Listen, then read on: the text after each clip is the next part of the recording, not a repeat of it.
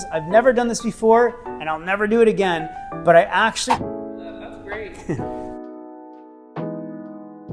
We did that with an optometrist, and he's a fairly sophisticated buyer who owns, I think, 7 or 8 properties. He actually had a practice in Sarnia. He was leasing and wanted to buy a property on Exmouth specifically.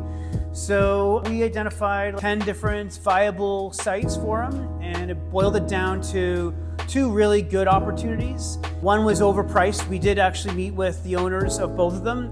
One had high expectations, and so we focused on negotiating on the second, which was really an optimal site. It was a beautiful standalone property surrounded by a plaza and had a really solid building structure that was the perfect size. And so really all they had to do is their internal design and fit out, if you will, and they had a perfect site for their optometrist.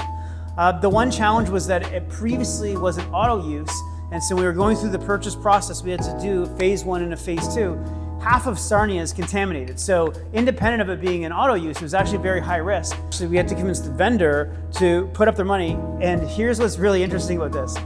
After multiple instances of the vendor having to put up money to pay for the phase 2, they had tapped out. They had to do extra drilling and have additional expenses. I've never done this before, and I'll never do it again. I actually put in my $3,000 to contribute to the final additional cost for the phase 2. And then if the deal was gonna go through, I would get the $3,000 back. And if not, I had my own skin in the game. I would have lost $3,000. So I personally did that to make the whole deal go forward.